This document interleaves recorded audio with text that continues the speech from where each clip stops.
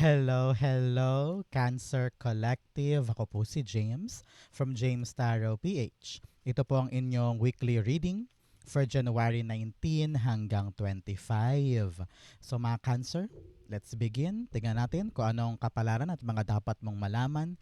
Inhale and exhale. Holy Spirit, Spirit Guides, ibigay natin kay Cancer mga mensaheng dapat nilang malaman para sa linggong ito. In your overall energy, meron kang the Knight of Pentacles. In your what you need to focus on, meron kang Star card, beautiful. In the area of what you need, meron po kayong the World card. In the area of what's affecting your current energy, meron po kayong the Seven of Wands. In the area of your near future, meron po kayong the Three of Cups, beautiful. In the area of your challenge for the week, meron po kayong Queen of Swords. In your fortune, meron kang the Two of Swords. Beautiful. A beautiful decision na fortunate para sa'yo. Congrats, congrats. Mamaya pag-usapan natin yan. In your divine messages, meron po kayong the King of Cups. At ang outcome niya po for the week, ito po yun. Mamaya sabay-sabay natin siya bubuksan at the end. But first, mga mahal kong Cancer, thank you po sa inyong mga donations. Saka po sa mga hindi nag-i-skip ng ads. Naku, napakalaking tulong talaga niyan para po every time ay makapag-vlog po ako at makapag-read po ako for you. Thank you po for supporting my free reading para po sa inyong lahat. Thank you rin po sa mga comments and likes. Nako, malaking tulong din po yan sa paglago ng ating channel dito sa YouTube. Thank you po. So, in the background of your reading, you have the King of Wands. Sabi dito ng iyong Spirit Guides Cancer, ngayong linggong ito, kailangan mas matapang ka. Matapang at saka magkaroon ng pambihirang determinasyon na itulay or buuin yung plano na yan. Meron kang vision or meron kang mga balak gawin ngayong linggong ito na medyo kinakabahan ka, parang try ko ba to? Gagawin ko ba to? But you need to really put out yung fire sa puso mo na kaya ko to, gagawin ko to, ilalaban ko to, promising to, this is what I want. Parang ganyan. So, kailangan maging parang CEO ka ng buhay mo. You know what to do and very, very decisive ka sa mga kilos na yan. At sinasabi dito na humingi ka rin ng payo sa ibang tao. Maaaring meron mga opinion sa paligid mo o magpalinaw lalo ng intention mo o magpalinaw ng ruta o magpalakas ng loob mo, mga ganyan. So, listen to other people, pati yung mga puna ha, kunin mo rin yan para mabalanse mo kung ano bang dapat kong gawin para sa pag-atake mo dito sa planong ito. Okay? Bigyan kita ng card of the week, meron kang Universal Wisdom. The universe is full of wisdom. Seek its guidance. So sabi dito, marami ka mapupulot na aral tungkol sa mga pinagdadaanan mo sa buhay, mga nasa paligid mo, no? Kaya-importanting aware ka, Cancer, sa iyong paligid so that you will know the right thing to do, especially pagdating sa mga questions mo sa buhay. Okay? In your core energy, meron po kayong the Knight of Pentacles. Sa core energy mo, sinasabi na yung Spirit Guides, huy, alam ko may plano ka, pero ano naman yung strategy mo para aksyonan? Yan. Kitang-kita ko dito sa Knight of Pentacles, parang nagadalawang isip ka pa o nagumuni-muni ka pa pagdating sa mga bagay na gusto mong tahakin. Siguro meron kang plano ngayon, no? Baka nilalatag mo na yung gagawin, baka meron ka ng iniisip na schedule or mga hakbang na mga pinag-iisipan mo kung paano mo atakihin. Pero malaking paalala dito, Cancer, ng yung spirit guides na dapat kung may plano, dapat meron ka rin daw intention na actionan siya. Okay? Hindi puro sa isip lang, dapat may gawa din tayo. Nakita ko dito na naririnig ko, uy, lakad na. Uy, asikasuhin na. Huy, puntahan na. Parang ganon. So, you need to move para tong mga planong to ay magkaroon na ng katuparan sa realidad mo. Narinig ko talaga kilos, kilos, kilos. Kasi parang nakahimpil eh. Puro preparasyon, preparasyon. Paano naman siya matutupad kung puro prepare lang? Kailan daw ba natin to balak gawin na? Parang ganon. Okay? Clarify natin. Maaring nahatakot ka pa, naiilang ka pa, na medyo may kaba-kaba pa, pero sabi dito, kung lalabanan mo ang mga takot at kaba mo, aandar ng maganda itong action mo with your great plan. Okay? Clarify natin. The Justice card. Okay.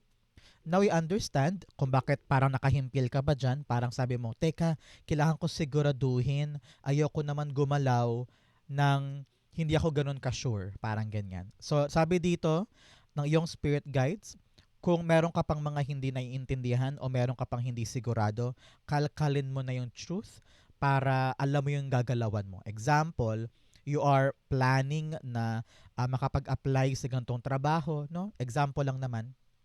So, nagadalawang isip ka pa, sabi mo, sure kaya ako dun? Pwede ba ako dun? Ano pa kayang mga kailangan ko? So, kalkalin natin. Find the truth. Hanapin mo kung ano talaga yung mga legit na mga bagay na mapanghahawakan mo para solid ka na sa gagawin mong ito. Parang ganon. Okay? So, alamin lahat ng truth bago humakbang and make sure na lahat ay legit bago mo gawin. Parang ganyan. But most definitely, kikilos tayo ha, para yung mga bagay na gusto nating maganap ay talagang makuha natin, ma-harvest natin. Okay? So, Cancer, tanungin kita, ano tong mga plano mo na talagang gusto mo nang i-execute pero may hinihintay ka pang kumpirmasyon or magandang information na mapanghahawakan mo para mailaban na to. Example, you're waiting for a visa, you're waiting for the pirma or confirmation from a boss, no? Meron kang hinihintay na parang pag ito dumating, gugora na ako. So, i-comment mo yan sa baba, i-manifest na natin so that it will come true para sa'yo. Okay? In the area of what you need to focus on, meron po kayong the star card. Sabi dito, mag-focus ka daw sa hope and dreams mo. Dapat daw, huwag ka mawawala ng pag-asa ngayon. Alam ko, Cancer, na merong matayog kang pangarap na medyo nakakatakot, nakakalula, nakakadagdag din sa problema yung pressure from other people na parang lahat sila umaasa sa'yo na magawa mo yung tama. Some other people around you are also waiting for you to mess up. Diba? Naku, masakit sa ulo yan. Pero sabi dito, wag mo isipin yung nega, wag mo isipin yung pressure, ang isipin mo yung pangarap mo. Gaano ba ito kaimportante sa'yo? Na kapag alam mong nakuha mo to, okay ka na, happy ka na, contented ka na. No? So, ano ba itong pangarap na ito na wag mo daw tigilan ng buhos? Tingnan mo siya. She keeps on watering the ground. Kasi nandoon yung kanyang pangarap. So talagang tinutubigan niya, pinapaagos niya hanggang sa tumubo, lumago, maabot niya. So ano itong mga pangarap mo na ito na ngayon habang nag-uusap tayo, dapat daw abutin mo. At wag mawawala ng pag-asa para makuha ito. Okay? Sabi, lahat naman doon ng bagay posible eh.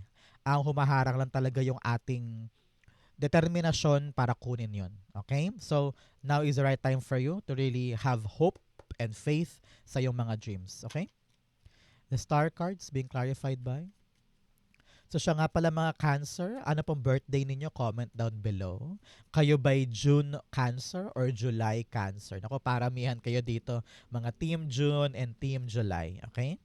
Star card, the moon card. Yes, sabi ng iyong spirit guides, kung dumadanas ka ngayon ng mga emosyon na medyo malungkot ka, nahihirapan ka, parang feeling mo down na down ka, and you feel like, maabot ko kaya yun? Kailan? Paano?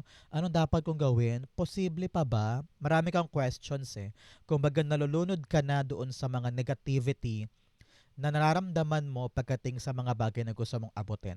So sabi na yung spirit guides, keep the faith. Maniwala ka, manalig ka, makakalagpas ka rin sa hirap na yan at maaabot mo rin ang pangarap mo. Huwag kang papalunod sa mga takot. Huwag kang papalunod sa lahat ng problema. Ilaban mo yan, pangarap mo yan, alam kong gustong-gusto mo yan, kaya fight for it. Okay? In the area of what you need, you have the world card. Sabi dito, kung mawala ka sa shell mo, marami ka siguro takot ngayon. Ang ganda-ganda sana ng plano mo, ang ganda ng idea mo, itong gusto mong gawin. Baka masayang kung ikukulong mo lang daw ang sarili mo sa limitado mong mundo. Narinig ko marami ka daw pwedeng ma-achieve, marami kang pwedeng abutin. Pero mas malakas ngayon yung mga takot mo kumpara sa kumpiyansa ng puso mo. Marami ka nang pinagdaanan in the past, marami ka rin dinadanas ngayon. Sabi na yung spirit guides, ano yung mga lesson na natutunan mo? Halimbawa, pag ako nanatili lang sa kwartong to, walang mangyayari sa akin. So lesson din 'yun. Kapag ako hindi ko kinausap si boss, hindi ko makukuha yung promotion ko. Lesson din 'yun. So you need to really get out of your small world at abutin mo yung mga bagay na gusto mo. Huwag mo hayaan na okay na to, diyan na lang ako. No. If you want more, you can achieve it. Dahil naisip mo, ibig sabihin posible. Hindi naman papasok sa utak mo yan kung walang dahilan, di ba? Hindi mo naman papangarapin yung pangarap na yan nang wala lang dahilan. Everything is for a reason. At sabi dito, panahon to para abutin natin. So, meron kang mga dapat isara in the past, Cancer. Siguro dahil kaya nahihirapan ka pang umabante, it's because meron ka pang hawak-hawak in the past. So, panahon to para bitawan yon, para ma-realize mo na ay ito yung pumipigil sa akin kaya hindi ko maharap yung bagong level ng life ko. So you need to make sure na close na yung mga dapat isara at ready ka nang kumawala dyan para harapin yung mga bago. Tingnan mo naman pagbaba mo. World card, Three of Cups, success, celebration, happiness, reunion or party-party dahil sa may ginawa ka. So ngayon, sabi rin dito, meron ka daw dapat kompletuhin. I don't know why. Maaaring may dapat ka bang kompletuhin na papeles o kompletuhin na certificate o kompletuhin na credentials. Meron ka dapat kompletuhin daw right now as we speak. So kompletuhin mo na yan, tapusin mo na yan para ma-close na yung chapter at makalarga ka na. For others, meron po sa inyong babiyahe ngayong linggong ito. Maaaring time to for deep dive para magbakasyon or maghanap ng trabaho somewhere else o kaya bumiyahe abroad, maaring ganyan din. World card, Six of Pentacles. Yes, ngayon panahon na para mag-invest ka sa mga bagay na gusto mong makuha in return. Example, pangarap mong makapasok sa pangarap po talagang maging nurse sa abroad. So, kailangan mag-effort tayo para makuha natin yung required na 2 years ba? Parang 2 years ata ang requirement, no? Para magkaroon ng 2 years sa public hospital ba? Na parang experience para may credentials ka pa abroad, no? Parang ganun. So, nakita ko dito, mag-effort ka daw to achieve yung bagay na gusto mo para makalarga ka na at makapag next level na. Your effort will reflect the result. Okay? So kung ano man ang ginagawa mo ay magre-reflect sa magiging bunga niya. Kaya ngayon kailangan talaga tinatanim natin yung mga bagay na gusto nating ibigay para makuha natin yung mas malaki pa. Okay? Napaka-importante niyan. In the area of what's affecting your current energy, meron kang that Seven of Wands. Si Seven of Wands, sinasabi dito ng yung spirit guides na panindigan natin ang ating mga desisyon. I know maraming tao sa paligid mo ang binibigyan ka ng pressure, puro dada sa paligid, nakakabingi na, no? And mas marami silang opinion kaya parang minsan nawawalan ka na rin ng boses and you're actually trying to find the truth. Parang ano bang dapat kong gawin? Ano bang dapat kong puntahan? Ang dami-dami nagtuturo sa akin, ang dami-daming bibig, parang ganyan.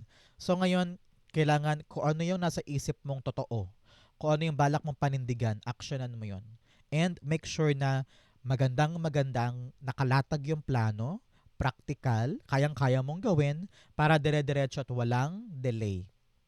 Sabi naman dito ng yung spirit guides, huwag na huwag ka magmamadali.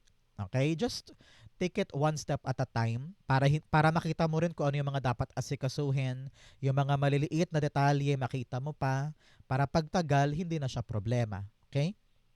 Pero ngayon alam ko maraming mga tao sa paligid mo ang iimink, pupuna, magsasalita. Yung mga puna pakinggan mo ba, maaaring may punto naman, baka pwede mo pang i-improve yung gagawin mo.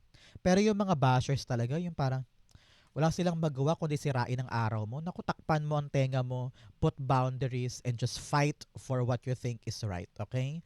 Kung yan ay trabaho, negosyo, o project, kung yan ang desisyon mo, diyan ka masaya, panindigan mo, okay?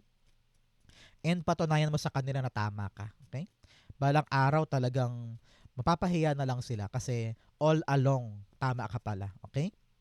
Seven of Wands, the Eight of Pentacles. Sabi dito ng iyong spirit guides, continue working on it. Huwag kang mapagod na trabahuhin itong bagay na pinapanindigan mo. Kung ito man halimbawa ay bagong job sa Maynila tapos maraming tao ang against you na parang, huy, Cancer, huwag ka na pumunta doon, malayo ang Maynila. Marami kang kalaban ng mga college graduate, university graduate, chuchuchu. Ikaw naman hindi. Kaya kong aralin yun, magaling din ako. Kaya kong pabutihin ang skills ko. Kaya ko mag-improve. Papanindigan ko to. Parang mga ganun. Ganon din pagdating sa relasyon. Halimbawa, maraming mga taong against sa relasyon na yan, pero ikaw sabi mo, hindi, papanindigan ko siya. So, kaya naming pagbutihin ang aming relasyon para mapatunayan namin na tama kami. Parang ganon. So, it's all about you proving to them that you can work on something and improve on it at mapakita sa kanila na ikaw yung best person to do this. Parang ganon, okay? So, huwag ka mapagod ngayon gumawa. Ipakita mo na dedicated ka dyan at saka seryoso ka dyan at makikita mo na kayang-kaya mong patunayan sa kanila na tama ka. Parang ganun. Okay? So, congrats po and good luck on this hard work na gagawin mo to prove that you're right. Okay? In the area of your near future, meron kang the Three of Cups. Si Three of Cups, sinasabi na yung spirit guides na soon you will celebrate. Napakaganda nito. Kung ano man tong pinaplano mo, na-actionan mo ngayon, hindi mabilisan pero at least umaandar ka, ang unti-unting magpapabigay sa'yo ng tagumpay this time. Baka makarinig ka bukas bukas makalawa in the near future, 3 days, 3 weeks, or 3 months ng good news na parang, uy, si Cancer tanggap na, uy, si Cancer nakalagpas sa problema, uy, si Cancer going strong na, umaandar na yung kanyang ginagawa. So, talagang meron kang celebratory feeling. Sa panahon to celebrate and have fun with friends and family na talaga namang sumusuporta sa'yo along the way. Okay? Three of Cups being clarified by the Two of Pentacles. Meron kang two here. Talaga namang napaka-aligned. Aligned ka sa iyong higher self. Ibig sabihin kung ano yung pinapagawa nila sa'yo sa langit, dito sa lupa ay ginagawa mo naman. So talagang destined path ito. Congrats, congrats, congrats. Ang Two of Pentacles po, clarifying our Three of Cups, sinasabi dito ng yung spirit guides na unti-unti na magbabago yung kapalaran mo. Kung dati hikahos na hikahos, hirap na hirap, kitang-kita ko dito na balanse na. You are now working hard for something that you want and you also enjoying your life. Kumbaga, balancing-balanse. Hindi na katulad dati na parang nakatutok ka lang sa work buong maghapon, pag uwi mo pagod ka na, hindi mo na maasikaso yung ibang bagay, and then wala ka ng time for your happiness. Pero ngayon, okay na, balance na. Meron ka ng good grip pagdating sa mga pinapahalagahan mo, and then meron ka ring oras para mag-enjoy at namnamin yung mga matibay na relasyon na meron ka sa paligid mo, which is good for you. A balanced life and a happy relationships with everybody, especially sa pagtupad nung good news or celebration na makakamit mo soon. So congrats po. I-claim mo yan para mapunta sa'yo. In your challenge, meron kang jumbled thoughts and journey inward.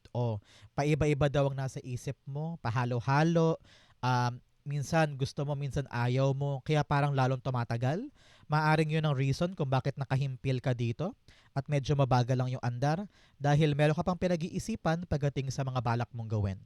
Sabi dito, panahon na to para mag-journey ka inward. Alamin mo talaga sa puso mo, gusto ko ba to?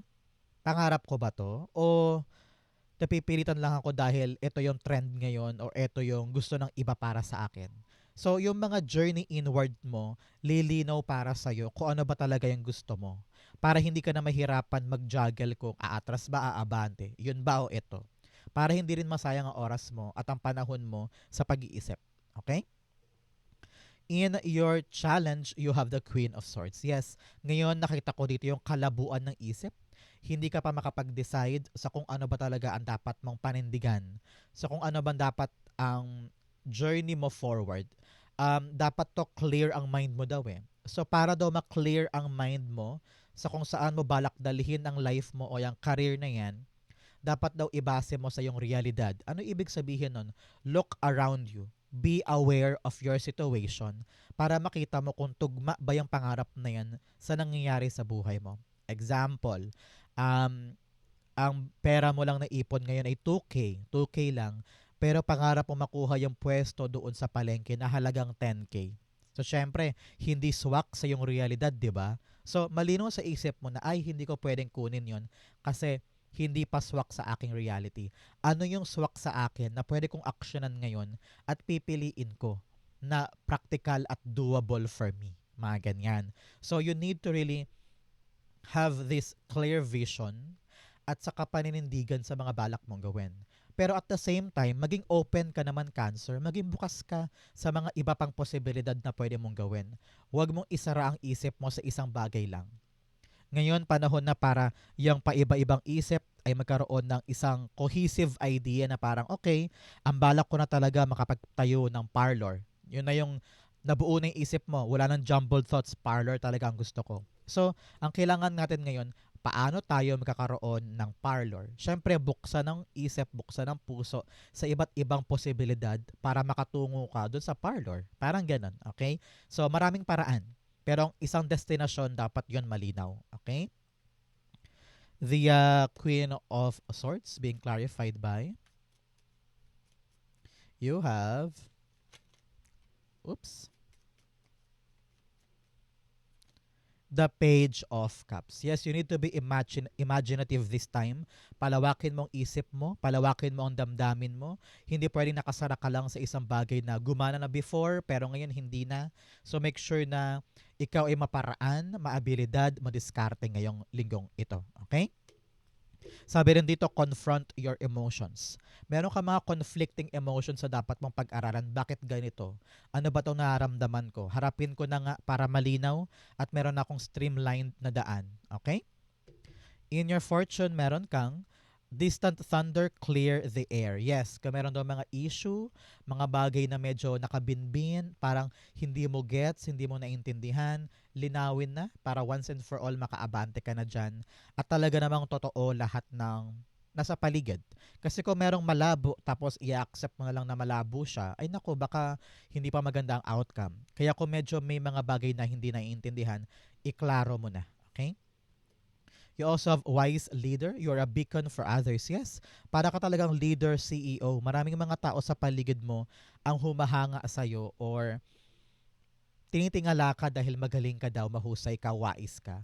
So ngayon, yung mga bagay na yun magpalakas ng loob mo because maraming mga tao ang may tiwala sa'yo. So dapat magkaroon ka rin ng tiwala sa sarili mo. Okay? In your fortune, you have the Two of Swords. Napakaganda. A decision will be made. Makakapamili ka na sa dalawang magkaibang bagay na nitong mga nakaraang linggo, nakaraang buwan, parang hirap na hirap kang gawin. So sabi dito, lilinaw na ang isip mo. Ready ka na ibaba ang guard mo kasi nakaganong ka eh. Takot kang magkamali, takot kang mag-try, pero ngayon ibababa mo na yan. Bubuksan mo na ang sarili mo sa mga posibilidad at makikita mo na kung ano yung tamang gagawin mo. So don't worry if you are very confused right now. Ngayong linggo pong ito, lilinaw na yan. At magkakaroon ka na ng pambihirang lakas ng loob para tulayan at panindigan yung bagong desisyon. Okay? Good luck po. Three of Swords. The Eight of Wands. Wow, good news to. Huwag ka mag-alala. Isa tong malaking sign, sabi na yung spirit guides na whatever your decision may be, it will lead you to the right direction. Kasi ramdam mo alam mo yan eh. Hindi mo naman pipiliin yan kung walang meaning sa'yo or walang saysay. Your decision now is the right path. So congrats. So sabi dito, focus ka lang dyan ha. Narinig ko rin, may bibilis na acceleration or resulta para sa'yo.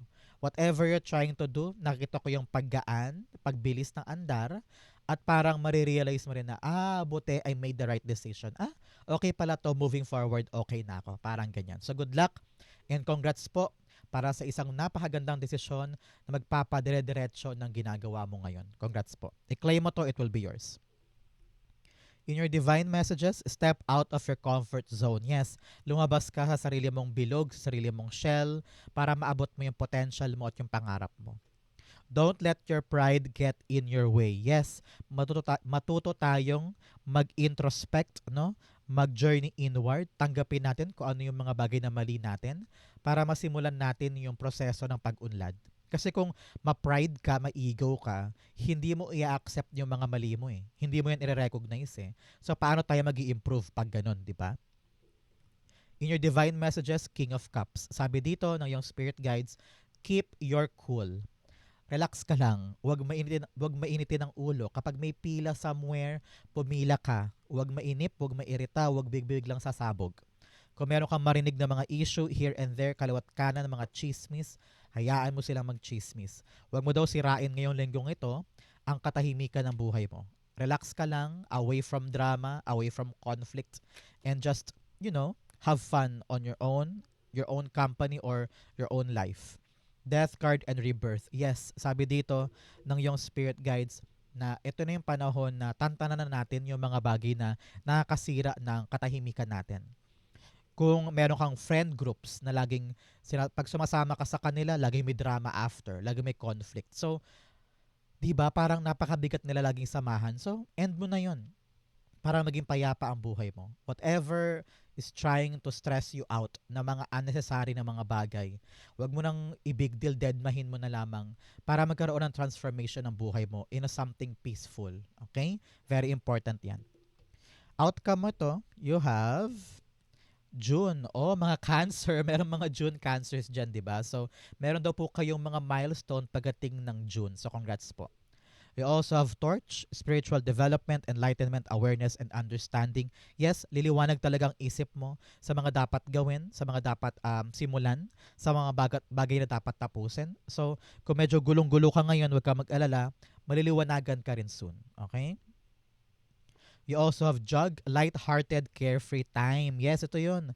Makipag-bonding time ka naman, makipag-party ka naman, learn to have fun para dumating yung balance sa buhay mo. You also have Forest, muddled, unclear thinking. Yes, 2 beses tayong binigyan ng idea ng yung spirit guides na magulo pa ang isip, malabo pa ang isip. Pero huwag kang mag-alala, darating din ang kaliwanagan para sa'yo. Okay? So Cancer, ang outcome mo for January 19 to 25, the Page of Wands. Beautiful, beautiful, beautiful. Kitang-kita ko dito yung pagyakap mo sa isang bagong-bagong bagay. Parang sabi mo, ay sige, try natin yan, subukan natin. Talaga namang ngayon yung plano, meron ng aksyon. Kung ano yung iniisip mo palang gagawin mo, pinaghahandaan mo, lahat ng truth, kinalkal mo to make sure na legit at okay lahat. Ito ka. Niyakap mo na yung bagong opportunity. You are now embracing a new adventure. I-enjoy mo daw yan. Kasi ito na yung chance mo, ito yung potential mo to make it big.